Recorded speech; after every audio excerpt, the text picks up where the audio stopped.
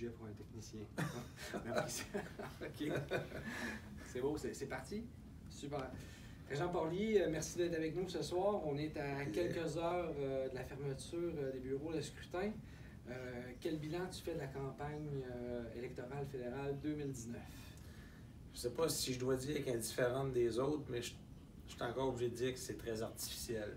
Une campagne encore très artificielle parce que finalement, c'est toujours un peu la même histoire. On sort des lapins du chapeau dès le début, en cours de campagne, et là, on passe des journées à parler d'autre chose que ce qui intéresse principalement les gens, je pense, c'est-à-dire les idées, aller au fond de nos idées. On est, je ne sais pas si ça a toujours été comme ça, mais les dernières campagnes, c'est vraiment d'essayer de trouver la faute, la faiblesse de l'autre et de mettre toutes les caméras là-dessus.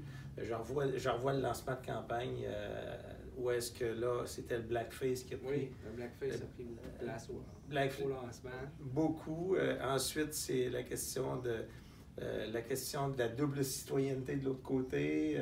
Donc, on surfe longtemps, puis à mon avis... Sur des sujets superficiels. Pour moi, sur des sujets qui sont superficiels. Et beaucoup d'emphase est mis là-dessus.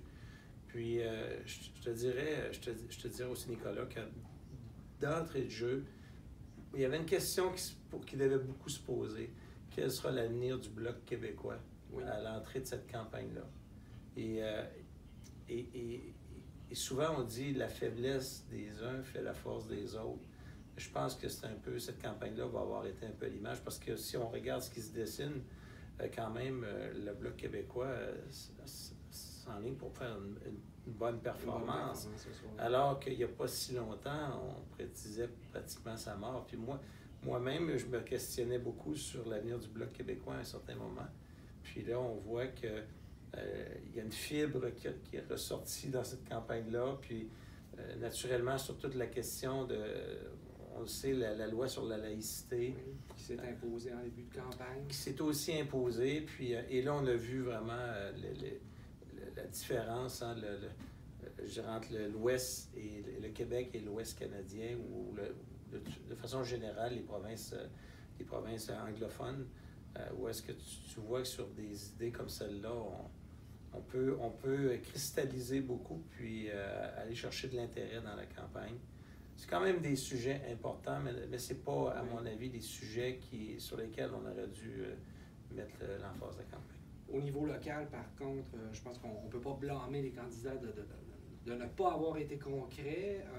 On a entendu parler justement de sujets très concrets, que ce soit la route, le cellulaire. Je pense que c'est des sujets qui ont été abordés par tous les candidats. Comment tu as trouvé ça au niveau local? Oui, localement, tu as raison. Puis il y a des sujets qui se sont imposés. La route 138, c'était difficile pour un candidat de passer à côté de celle-là parce qu'on était tous sur le bout de notre siège puis à attendre des engagements sur la question du désenclavement de la Côte-Nord. Tu as raison que localement, à mon avis, on a plus abordé des sujets qui nous interpellent. Mais c'est quand même difficile de dire, bon, on reste dans notre petit coin. Je dirais, les chefs des partis, on a quand même beaucoup d'attention qui sont portées vers eux. Puis, encore plus au fédéral. Encore plus. Mais tu as raison. Puis quand même, localement, ça s'est passé aussi avec un certain respect, je pense. Moi, je tiens beaucoup à ça, peu importe le débat, peu importe le niveau, d'être capable de parler dans le respect. Lorsqu'on tombe dans des... on l'a vu un peu la dernière campagne provinciale quand même, là, à un moment donné, les débats, là, on ne s'entendait plus. C'était... Le respect, il n'y était pas. Puis, et ça fait mal à la démocratie de façon générale. Je pense qu'il faut faire l'intelligence de l'électeur, de l'électorat, il existe, là. Il faut faire confiance à l'électeur. Quand on essaie de les amener partout ailleurs que sur les sujets de fond, puis est en mesure d'apprécier vraiment un discours plus, je dirais, relevé, à quelque part, c'est qu'on ne fait pas confiance à l'intelligence de l'électeur. Mais c'est comme ça aujourd'hui, c'est les phrases chocs, comme on l'a vu tout au long de la campagne. Mais ce soir, moi, en tout cas, j'ai préparé mes ailes de poulet. Là. Oui. Moi, je regarde ça comme une partie de football, comme une partie de la finale de hockey. Surtout quand c'est serré comme ça, parce que quand il n'y a pas de surprise, bon, tu vas te coucher tôt, puis tu te dis, de toute façon, on sait ce que ça s'en va. Mais là, c'est vraiment pas le cas. Justement, il y a plusieurs analystes qui ont dit que ça a été une campagne qu'on va oublier, où il n'y a pas eu de grands enjeux abordés. Par contre, la soirée risque d'être intéressante. Oui, mais c'est toujours intéressant. Mais ça va être très intéressant la suite des choses aussi. Que ce soit un gouvernement, en tout cas, je vais me garder une gêne, là, mais beaucoup parlent de gouvernement minoritaire, un côté ou l'autre. C'est pas la même façon de gouverner, mais pas du tout. On s'entend quand tu es minoritaire, puis on voit ça ne dure pas longtemps. En Amérique du Nord, en tout cas, les gouvernements minoritaires, ils ne durent pas longtemps. Rapidement, on veut casser le gouvernement, on va laisser... On pense qu'à quelque chose... une chance. Aussitôt qu'on va avoir une chance, mais pour ça, il faut quand même penser qu'on est prêt aussi, qu'on a les appuis. Donc, ça ne sera pas lancé arbitrairement. Quand on va le faire, c'est parce qu'on va avoir essayé de prendre en défaut beaucoup, et là, il y aura un certain momentum.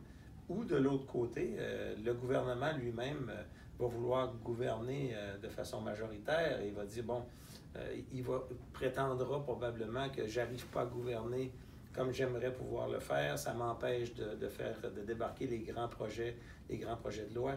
Et c'est là ça va rapidement, le jeu du chat et de la souris va se mettre en place pour essayer de voir quand le meilleur temps pour déclencher de nouvelles élections, si c'est un gouvernement minoritaire.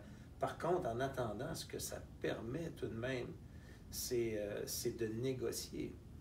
Ça va faire en sorte que les partis qu'on n'aurait pas entendus dans un gouvernement majoritaire, du moins qu'on aurait moins entendu, puis on peut penser au Bloc, on peut penser au NPD, mais qui dans un gouvernement plus à deux partis, quand tu es majoritaire, ben, les autres, tu n'as pas besoin d'eux autres. On risque de les entendre beaucoup plus dans les prochains mois. Ah oui, définitivement. Puis peu importe le résultat, moi, je pense qu'on va quand même avoir une occasion de placer nos dossiers majeurs comme la route 138, et justement que notre député, peu importe, dans un gouvernement minoritaire, fera valoir, mais on va pouvoir aussi probablement utiliser les autres députés des autres partis.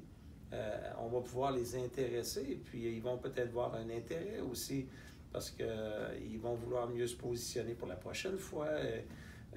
Donc, ça sera... il y aura de l'action très certainement. Moi, je m'en doute bien. Mais j'ai hâte de voir aussi le bilan de cette soirée-là. Moi, je vais être accroché à ma TV là, pour voir, là, pour entendre le fameux « si la tendance se maintient », qui probablement va venir un peu plus tard ce soir. Bon, bien, M. Pauli, merci beaucoup. Merci à toi.